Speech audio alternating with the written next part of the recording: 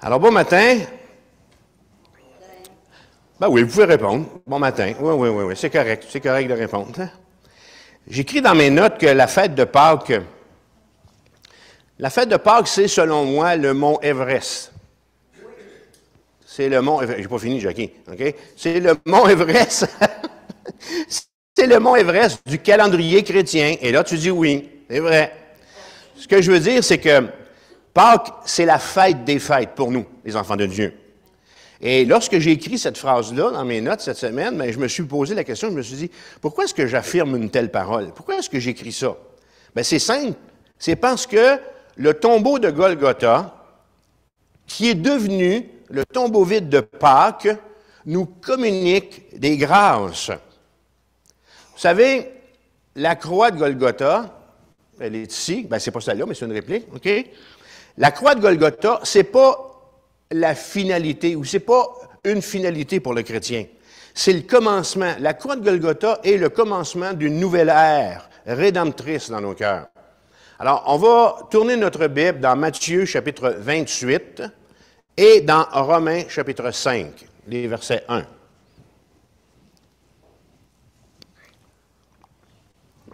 Merci.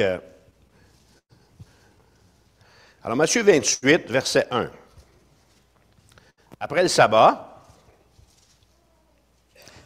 après, disons, tous les événements qui ont mené Jésus à la croix et au tombeau de Golgotha, donc après le sabbat, à l'aube du premier jour de la semaine, le dimanche matin, Marie de Magdala et l'autre Marie allèrent voir le sépulcre.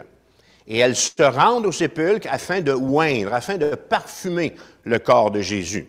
Et voici, et à partir de là, ce qu'on voit dans le texte, c'est que le ciel rencontre la terre. Et voici, il y eut un grand tremblement de terre, car un ange du Seigneur, descendu du ciel, vint rouler la pierre et s'assit dessus. Son aspect était comme l'éclair et son vêtement blanc comme la neige. On a l'Immaculé ici en force sur terre. Et on voit ensuite de ça la réaction humaine des cœurs sans Dieu. Les gardes tremblèrent de peur et devinrent comme morts. Mais l'ange prit la parole et dit aux femmes, et la suite du texte nous montre la réalité pour nous, enfants de Dieu. Pour vous, ne craignez pas, car je sais que vous cherchez Jésus qui a été crucifié. Et on a dans la suite de ce texte-là, ici, le message le plus important. Il n'est point ici. Amen. C'est la raison de notre rassemblement. Parce que le tombeau de Golgotha, il est vide. Il est ressuscité, dit l'ange, comme il l'avait dit. Je ne sais pas si vous connaissez cette image-là ici. Je la montre à ceux qui sont à l'écran. Mais c'est une toile de l'artiste peintre suisse Eugène Burnand, qui date de 1926, et ça représente Pierre et Jean qui sont en train de courir vers le tombeau. Et lorsqu'on la regarde attentivement, tapez sur Internet Eugène Burnand, et puis les disciples qui courent au tombeau, on voit l'anxiété dans le regard de Jean, on voit l'anxiété dans le regard de Pierre, on voit même l'anxiété dans leur position, dans leur gestuelle, dans leurs mains. Ils ont entendu dire que Jésus n'était plus dans le tombeau. Et qu'est-ce qui se passe avec ça? Alors, ils courent vers ce tombeau pour finalement arriver à un endroit qui est vide. Alors, tournons notre Bible dans Romains chapitre 5, c'est mon texte aujourd'hui, avec cette réalité que le tombeau de Golgotha est vide, regardons maintenant quelles sont pour nous les grâces du tombeau vide de Pâques. Romains 5, verset 1. Étant donc justifiés par la foi, nous avons la paix avec Dieu par notre Seigneur Jésus-Christ, à qui nous devons d'avoir eu par la foi accès à cette grâce, dans laquelle nous demeurons fermes. Et nous nous glorifions dans l'espérance de la gloire de Dieu. Bien plus, nous nous glorifions même des afflictions, sachant que l'affliction produit la persévérance. À la persévérance, la victoire dans l'épreuve, et cette victoire, l'espérance. Or, l'espérance ne trompe point, parce que l'amour de Dieu est répandu dans nos cœurs par le Saint-Esprit, qui nous a été donné. Car lorsque nous étions sans force, Christ, au temps marqué, est mort pour des impies. À peine mourrait-on pour un juste, que quelqu'un peut-être mourrait-il pour un homme de bien. Mais Dieu prouve son amour envers nous, en ce que lorsque nous étions des pécheurs, Christ est mort pour nous. À plus forte raison, maintenant que nous sommes justifiés par son sang, serons-nous sauvés par lui de la colère. Car si lorsque nous étions ennemis, nous avons été réconciliés avec Dieu par la mort de son Fils, à plus forte raison, étant réconciliés, serons-nous sauvés par sa vie. Et non seulement cela, mais encore, nous nous glorifions en Dieu notre Seigneur Jésus-Christ, par qui maintenant nous avons obtenu la réconciliation. Amen. Quel beau texte. Autant Matthieu que Romains chapitre 5. Lors d'un match sportif, quelle que soit la discipline, je ne vous apprends pas grand-chose ici, il y a un gagnant et il y a un perdant. OK? Golgotha, le récit de Golgotha, ce n'est pas le récit d'un match sportif. On est plutôt devant l'apogée d'une guerre entre Satan et Dieu. Et au final du drame de Golgotha, il y a eu de très grands gagnants. Dieu, vous et moi. C'est-à-dire, nous, les chrétiens nés de nouveau. Mais, au drame de Golgotha, il y a eu aussi un très grand perdant. J'ai nommé Satan. À ce sujet-là, saviez-vous que l'apôtre Paul a écrit que si Satan avait su que Jésus allait ressusciter, jamais il se serait aventuré dans une affaire de même. Oui. Et cette vérité-là que nous présente l'apôtre Paul dans 1 Corinthiens 2,6, si vous voulez le prendre en note, cette vérité-là que nous présente l'apôtre Paul montre que Satan, bien qu'il soit puissant, n'est pas tout puissant. Qu'il est bel et bien limité dans sa connaissance autant que dans ses actions. Il ne sait pas tout. Il ne peut pas faire tout ce qu'il veut. À Golgotha, il a perdu. Il est le plus grand perdant de Golgotha.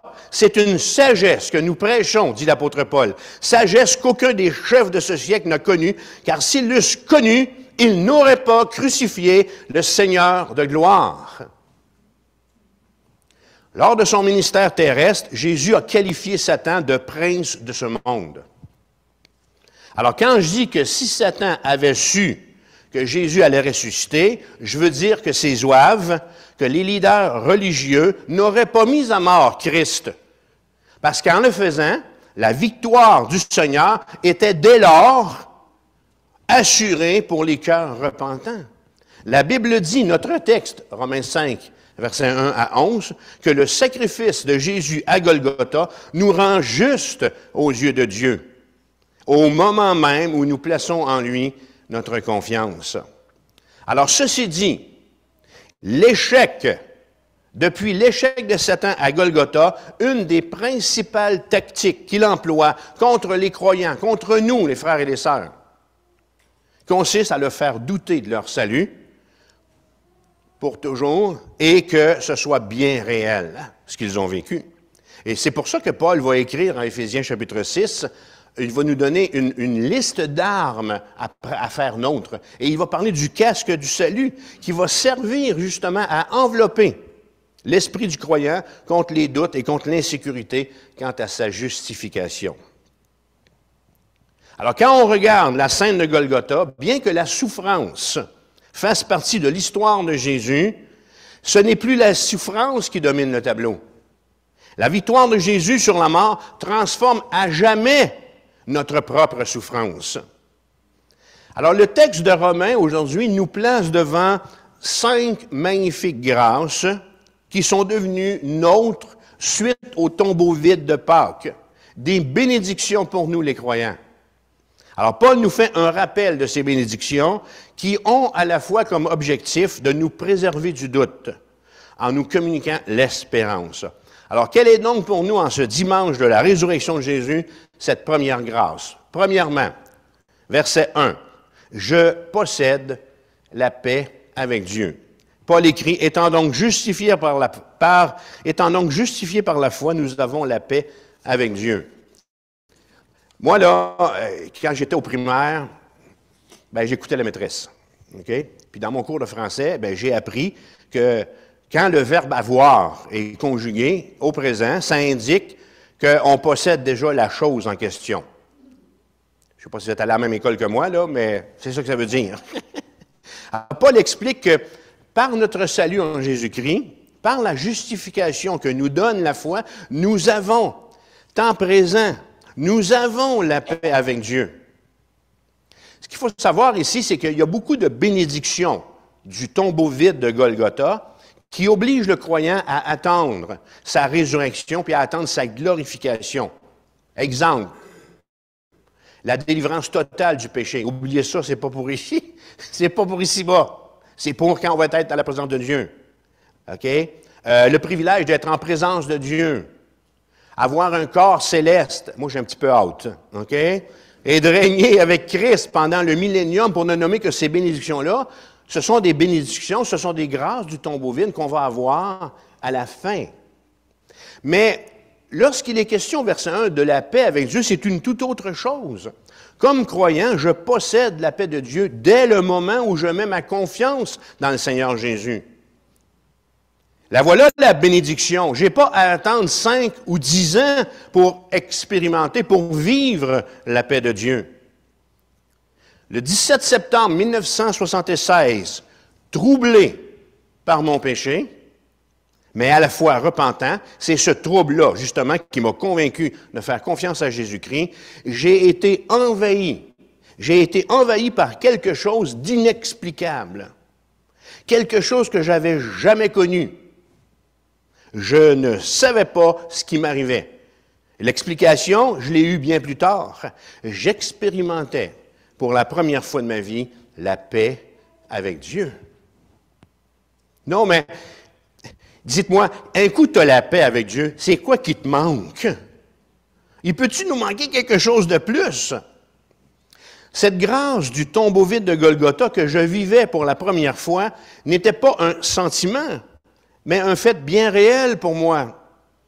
La Bible dit que hors du salut en Jésus-Christ, tout être humain est l'ennemi de Dieu, spirituellement, et en guerre contre lui. Verset 10, nous étions ennemis de Dieu, écrit l'apôtre Paul. Jeune homme de 18 ans que j'avais été l'ennemi de Dieu. Quels que fussent les sentiments que j'entretenais à son égard, que je le ressente ou non, que je le sache ou non, j'avais, dit ma Bible, été l'ennemi de Dieu. De même, une fois justifié par ma foi en Christ, j'étais en paix avec Dieu. Ici encore, que je le ressente ou non. Alors, vous voulez entendre une bonne nouvelle? Bien, je vous la donne. En mettant sa confiance en Jésus-Christ, le pécheur met fin pour toute l'éternité à la guerre qu'il livrait à Dieu. Amen? La plupart des gens qui ne sont pas sauvés ne se considèrent pas comme étant les ennemis de Dieu.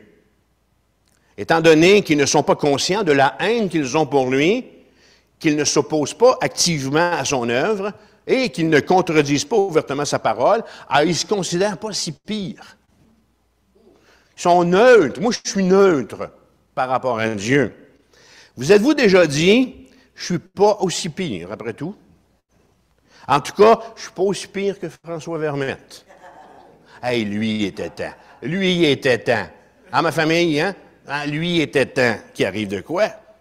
Je peux pas, c'est impossible. Je ne peux pas être neutre à l'égard de Dieu. L'esprit de toute personne non sauvée, n'étant en paix qu'avec les choses de ce monde, est donc, par définition, forcément contre Dieu. Son ennemi est sans sa paix. Sur la croix, Christ a pris sur lui tout le courroux divin que l'humanité déchue méritait d'essuyer. La Bible dit que ceux qui mettent leur confiance en Christ ne sont plus ennemis de Dieu et ne subissent plus sa colère, mais ils sont en paix avec lui. C'est d'ailleurs ce que Paul va faire quand il va écrire aux Colossiens pour les rassurer. Je lis Colossiens 1, 19. « Car Dieu a voulu que toute plénitude habitât en lui, c'est-à-dire en Jésus.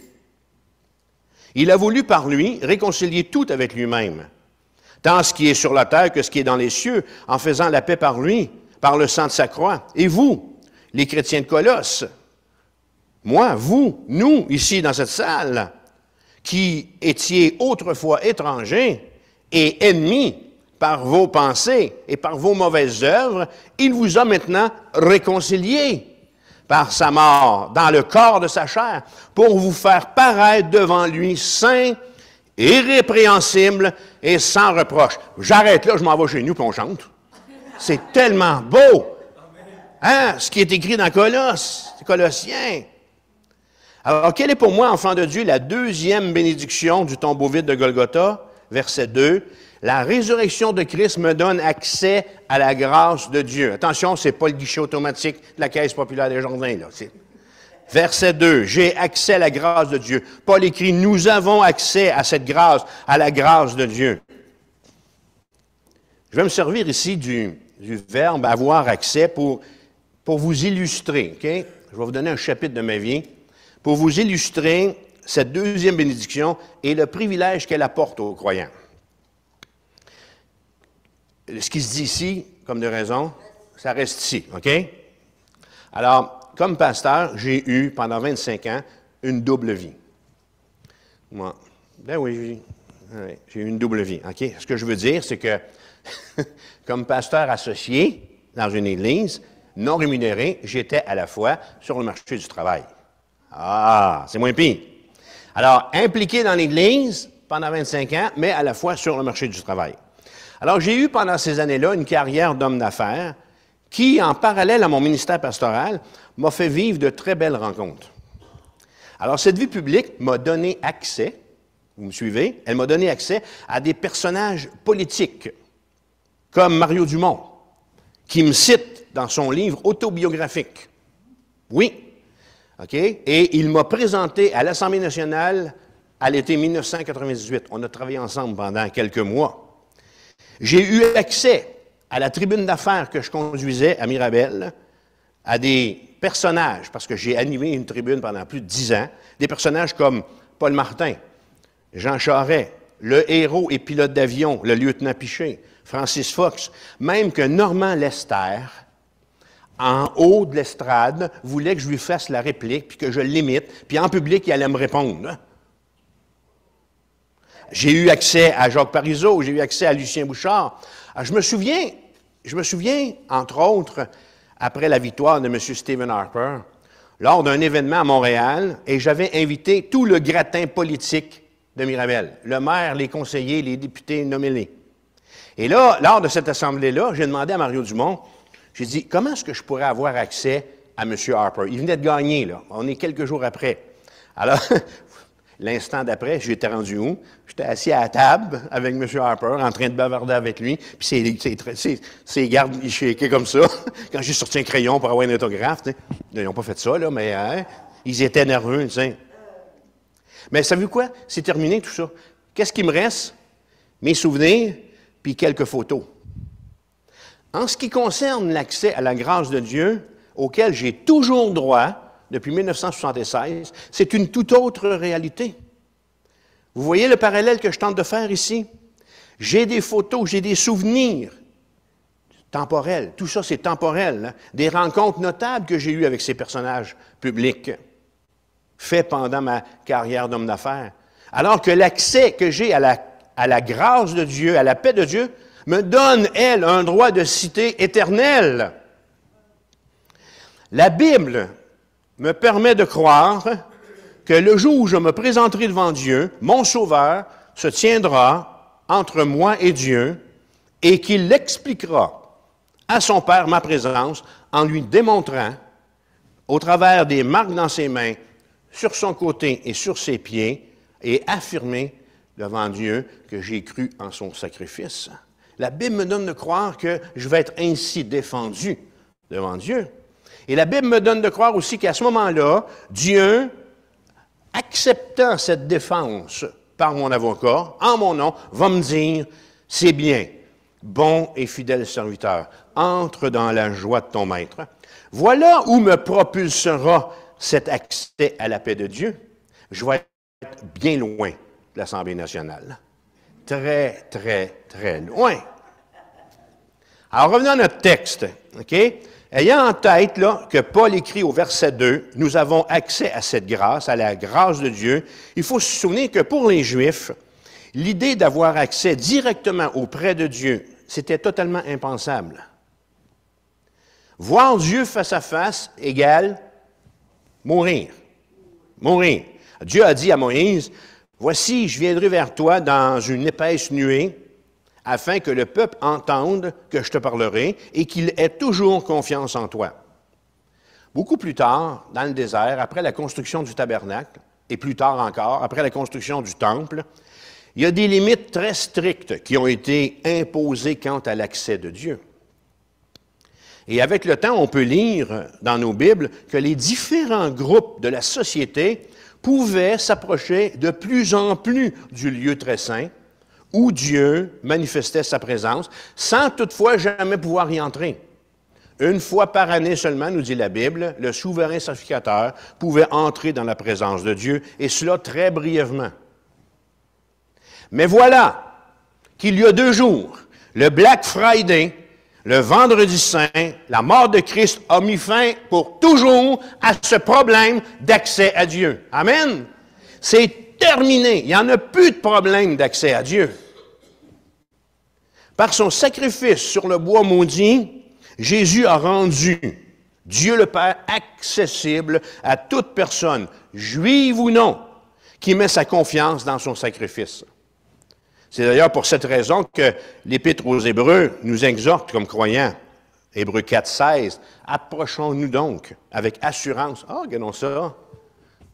« Approchons-nous donc avec assurance du trône de la grâce, afin d'obtenir miséricorde et trouver grâce pour être secourus dans nos besoins. » Pour illustrer cette vérité, il est écrit dans l'Évangile de Matthieu qu'au cours de la crucifixion de Jésus, le voile du temple s'est déchiré en 2, depuis le haut jusqu'en bas, par la seule puissance de Dieu.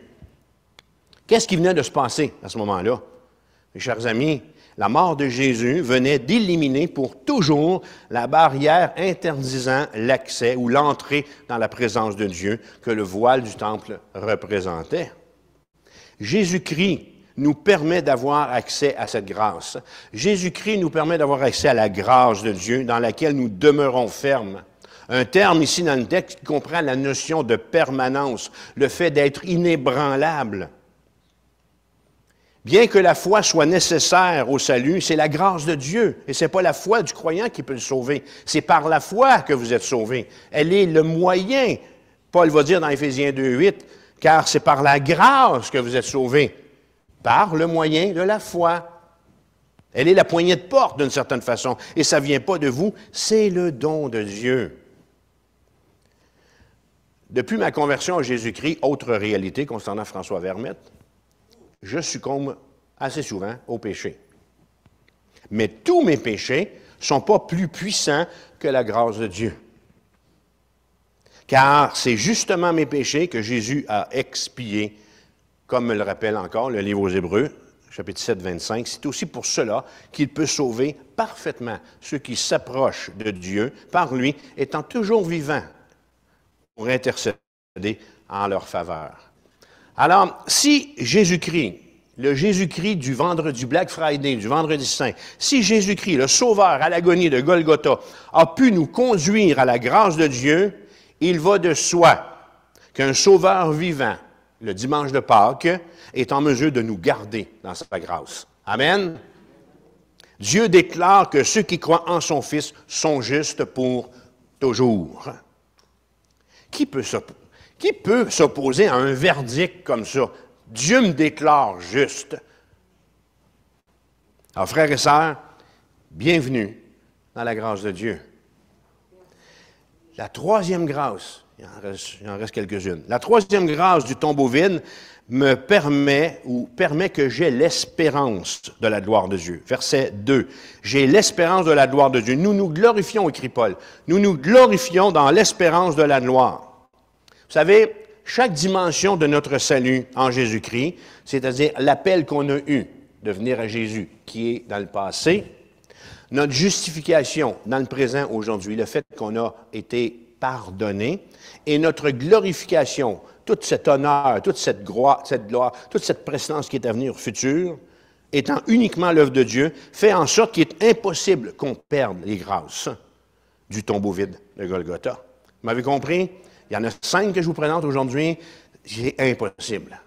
Jamais ça va être en rouge dans votre compte de banque, ça. Paul l'a établi au verset 1. Notre salut est ancré dans le passé, du fait que Christ a établi la paix entre Dieu et tous ceux qui croient en lui.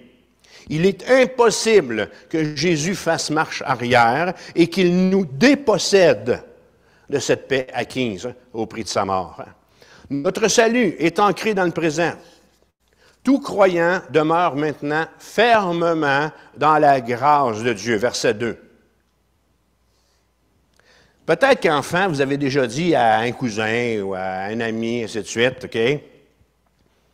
Dans un moment de frustration, « T'es plus mon ami. » Hop, ah oui? OK, oui. Jean-Roch aussi, oui? Ouais. « T'es plus mon ami. T'es plus mon ami. » OK? Et là, vous avez repris votre amitié, puis vous êtes parti chez vous. Alors, oubliez ça, c'est pas de même que Jésus marche. OK? Le dicton dit, donner, c'est donner. Alors, voilà comment agit Dieu envers nous quand nous lui faisons confiance. Donner, c'est donner. Encore au verset 2, Paul proclame que notre salut est ancré dans l'avenir, du fait que Dieu fait à chacun de ses enfants la promesse de la gloire, de sa gloire. On appelle les promesses du 1er janvier les résolutions ou les promesses du jour de l'an. En réalité, ce qu'on dit là, c'est que ça ne vaut pas grand-chose. OK? On dit que ça ne vaut pas grand-chose. Hein? La parole de Dieu ne parle pas ici d'une promesse faite à l'aveuglette, d'une promesse faite sans réfléchir. Dieu est dans le business de la promesse faite et de la promesse tenue. Lisez la Bible pour en avoir la preuve. Dieu est fidèle et Dieu ne se désiste pas. Il ne se dégonfle pas, si vous me permettez de parler ainsi. Ce que Dieu dit qu'il va faire, il le fait. J'attire votre attention sur un autre détail dans le texte. Les mots qui disent « nous nous glorifions ». Un terme qui dénote ici la jubilation. C'est une joie vive, c'est une joie intense. Et l'allégresse, c'est une joie vive qui se manifeste extérieurement. Un peu comme l'âne dans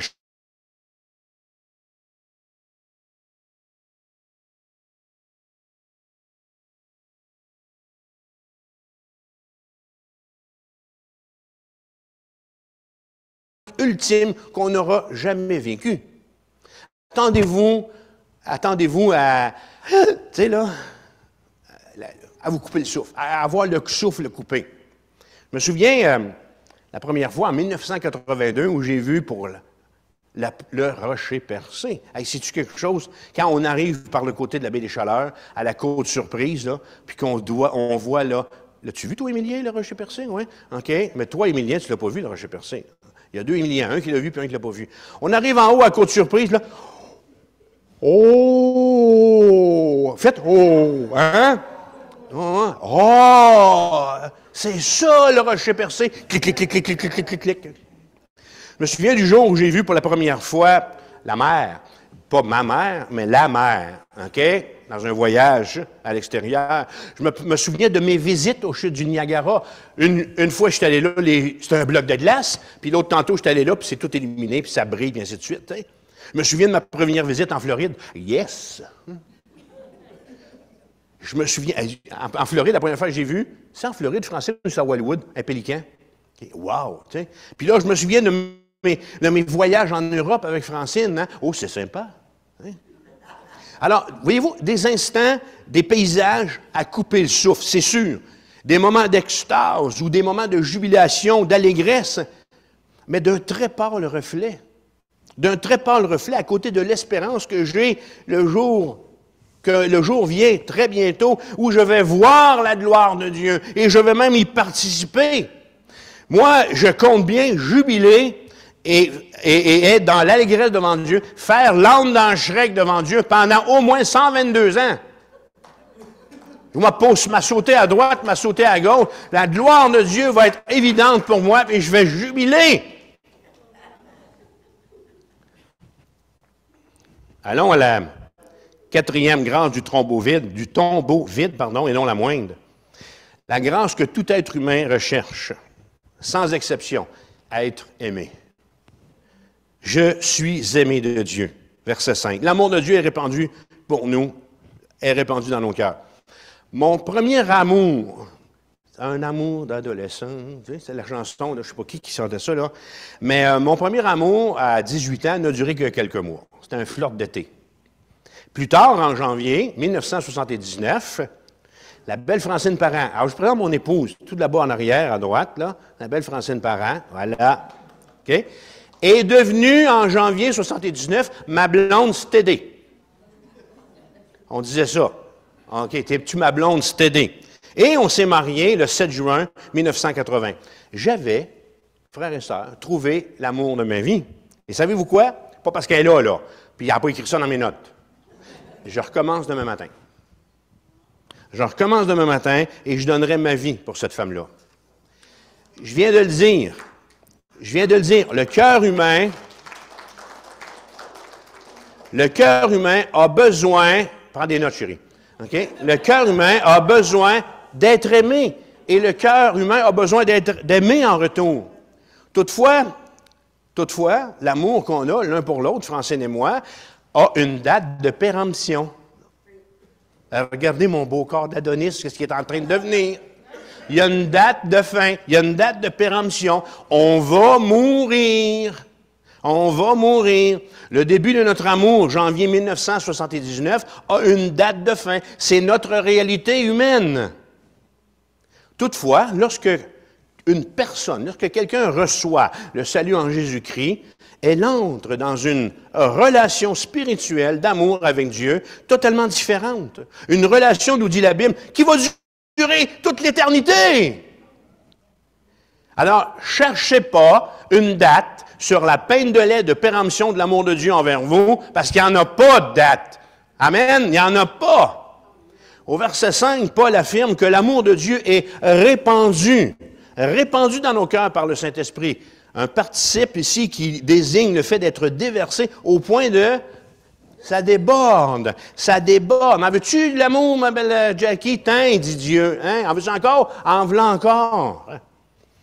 Notre Père Céleste ne nous prodigue pas son amour au compte-goutte. Ouvre ta langue. Allons ta langue, mon Éric, va t'en donner une petite goutte d'amour. Non. C'est pas au compte-goutte. Qu'est-ce que j'ai écrit? J'ai écrit ça. OK? Alors, le jour où le pécheur repentant, je vais le lire, donne sa vie à Jésus-Christ et il expérimente du même coup cette rencontre du troisième type, c'est-à-dire le Niagara de l'amour de Dieu dans sa vie. Non? Alors, bien non, arrêtez ça là. OK? Une rencontre qui ne le laisse plus seul. L'Esprit de Dieu vient dès lors vivre en lui. Regardons notre texte. Dans la définition dans notre texte, Romains 5, 8. Mais Dieu prouve son amour envers nous en ce que lorsque nous étions encore des pécheurs, Christ est mort pour nous. Alors, il ne faut pas se tromper ici. L'amour qui est question dans ce texte-là, ce n'est pas l'amour que moi j'ai envers Dieu, mais c'est l'amour que Dieu a envers moi. La vérité la plus renversante de l'Évangile, c'est que Dieu aime à tel point l'humanité pécheresse, déchue et rebelle, en l'occurrence, moi, et vous, qu'il a donné son Fils unique, afin que quiconque croit en lui ne périsse point, mais qu'il ait la vie éternelle. Prenez votre Bible avec moi, puis on va retourner au Black Friday. Venez avec moi dans Luc chapitre 23. On va retourner sur le mont Golgotha et on va aller voir un entretien qui nous aide à comprendre cette quatrième grâce du tombeau vide de Pâques, que je suis aimé de Dieu. Luc chapitre 23, verset 32. Alors, Jésus est en croix, et là, il y a une conversation qui a lieu entre lui et les malfrats qui sont crucifiés à sa droite et à sa gauche. Luc 23, 32. On conduisait en même temps deux malfaiteurs qui devaient être mis à mort avec Jésus. Lorsqu'ils furent arrivés, ils le crucifièrent là, ainsi que les deux malfaiteurs, l'un à droite, l'autre à gauche. Jésus est où? Il est dans le milieu, il est au centre. Jésus dit, « Père, pardonne-leur, car ils ne savent ce qu'ils font. » Verset 39. L'un des malfaiteurs crucifiés l'injuriait, disant, « N'es-tu pas le Christ? Sauve-toi toi-même et sauve-nous. » En réalité, il répète ce qu'il entend de la foule au pied de la croix, parce que ça se moque de Jésus. « Hey, oui donc, descendons de là, puis on va croire en toi. » Mais l'autre le reprenait et disait, « Ne crains-tu pas Dieu, toi qui subis la même condamnation? Pour nous, c'est justice, car nous recevons ce qu'ont mérité nos crimes, mais celui-ci n'a rien fait. » Cet homme, crucifié à côté de Jésus, venait de saisir jusqu'où était prêt à aller Jésus pour lui. C'est ça qu'il est en train de comprendre, là, ici, là. Et il dit à Jésus, « Hey, Jésus, souviens-toi de moi quand tu viendras dans ton règne. Hein? » Jésus lui répondit, « Je te le dis, aujourd'hui, en vérité, aujourd'hui, tu seras avec moi dans le paradis. » Imaginons-nous la scène maintenant. La scène de ce tableau-là. Alors cet homme, un bandit, nous dit la parole de Dieu, devenu dans notre vocabulaire, imaginez-vous donc, le bon larron. On l'a baptisé comme ça.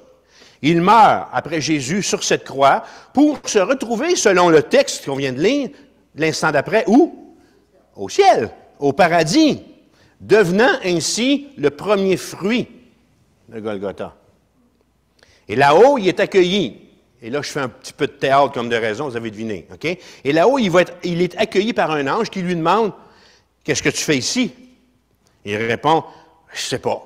J'en sais rien. » L'ange continue et demande, « Es-tu né de nouveau? » Il répond, « De quoi parles-tu?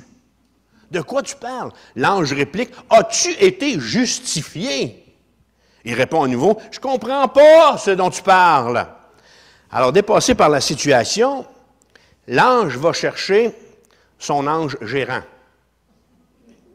qui demande à son tour à cet homme-là, « Es-tu au moins informé de la rédemption et de la sanctification? » Il répond à l'ange gérant, « Mais de quoi parlez-vous? » L'ange lui dit, un peu désespéré, « Mais comment as-tu abouti ici? Qu'est-ce que tu viens faire ici? » Et là, notre homme de répondre, « Je ne sais absolument rien sur la justification.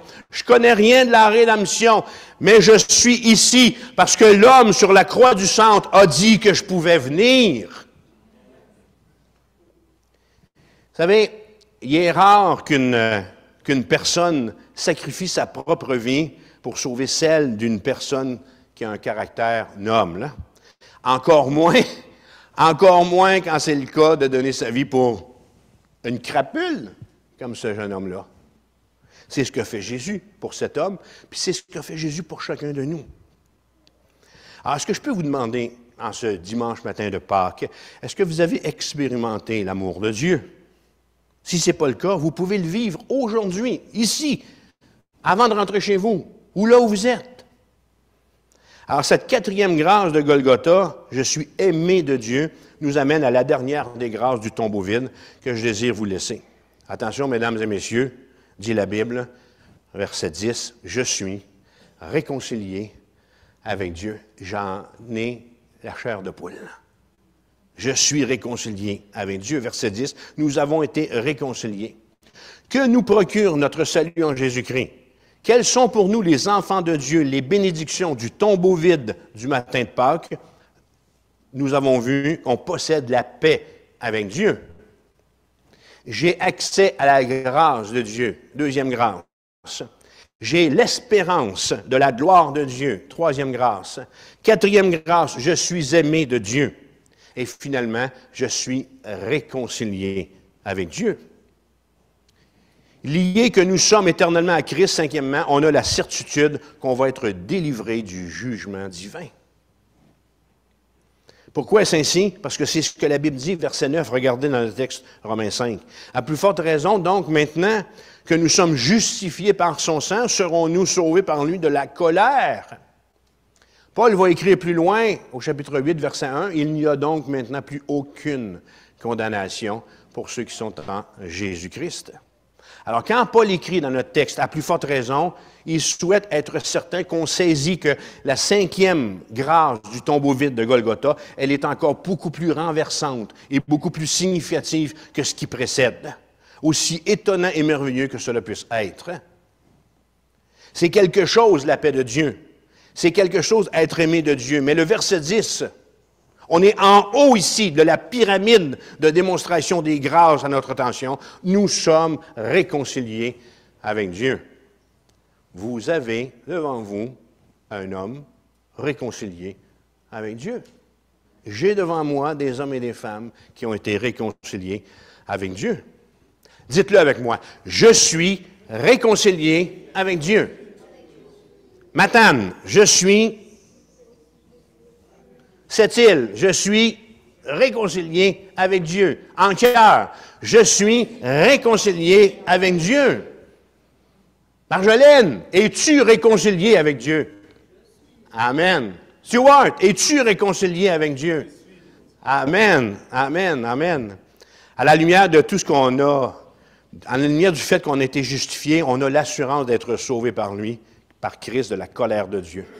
À Golgotha, Jésus nous a délivrés de la colère de Dieu. Quelle belle réalité de pouvoir dire « Je suis réconcilié avec Dieu ». Je termine avec un dernier témoignage. Dans notre famille de la Sablonnière, on est atteint d'une maladie dégénérative qui s'appelle le Steiner. Et on en a 9, ouais, il en reste 3. Il y en a 6 de morts. Et un de ceux-là, c'est mon oncle Yvon de la Sablonnière, atteint du Steiner. Et puis, à un moment donné, vers les 2009-2010, il s'est fait témoigner par sa sœur, ma tante Marie, de la Sablonnière, décédée de la même maladie, du Steiner. Et il a donné sa vie à Jésus-Christ. Et aux suites des funérailles de ma mère, qui n'a rien à voir avec le Steiner, c'est un accident, aux suites des funérailles de ma mère, mon oncle Yvon, par l'entremise de sa sœur Claudette, me téléphone, puis il me dit « J'aimerais ça que tu viennes me parler du Seigneur, puis que tu viennes voir avec moi, puis je vais te donner les directives pour que tu t'arranges avec mes funérailles. » Bien, OK. Alors, je m'en vais voir mon oncle Yvon, puis on planifie toutes les funérailles, et puis quelques instants après, ou quelques mois, quelques semaines après, je reçois encore un téléphone où je suis invité au chevet de mon oncle Yvon. Mais là, je suis pris par mon agenda. Et là, je parle à mon oncle Yvon au téléphone, puis je lui dis « OK, je ne peux pas venir te voir avant mercredi. » Alors, on est quelques jours avant, ou la fin de semaine avant. J'ai dit « Meurs pas. Meurs pas, mon oncle Yvon, puis on va venir te voir, puis on va parler encore du Seigneur Jésus, puis je vais t'aider à te préparer à rentrer dans l'éternité. » Alors, le mercredi d'après, je suis avec mon oncle Yvon, et ses 2 filles sont présentes, Julie et Isabelle. Et mon oncle Yvon n'a pas été un mari exemplaire, et n'a pas été non plus un père exemplaire. Et lors de ce dernier entretien, lui, réconcilié qu'il était avec son Dieu, a voulu se réconcilier avec ses filles.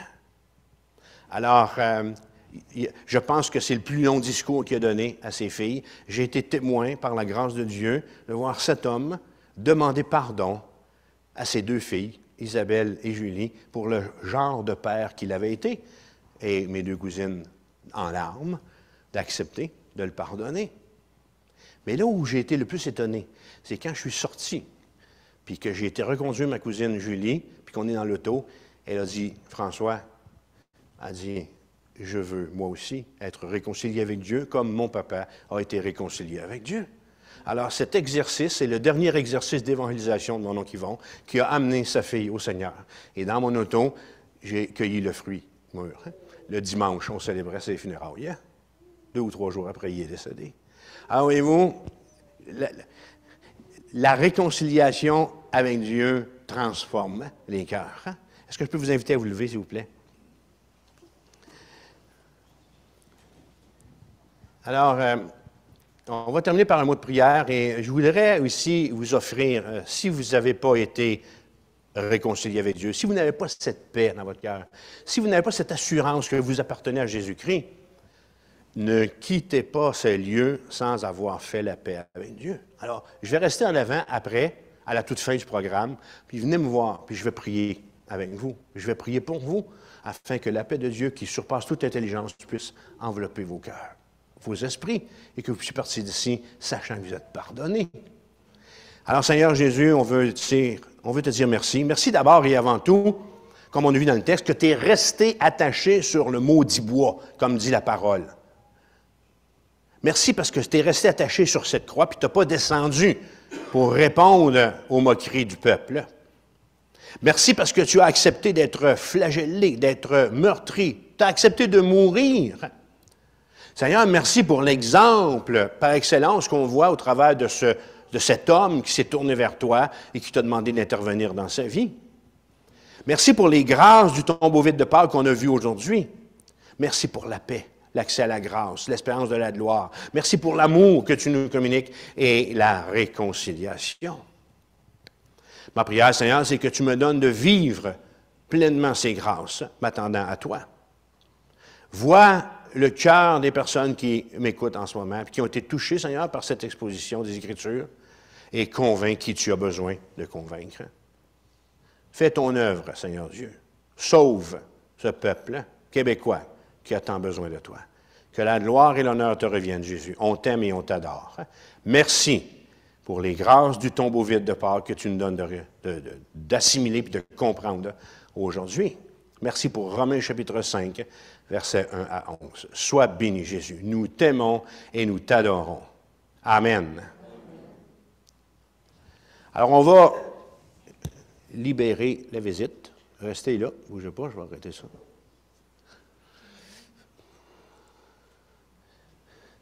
Je trouve plus le piton. François, il y a Robert qui a une question.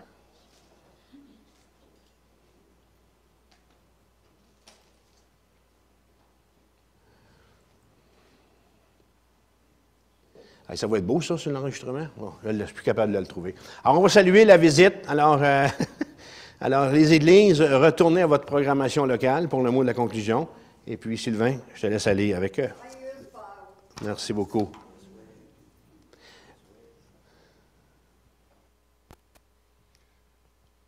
François. On enchaîne avec le roi de sa splendeur.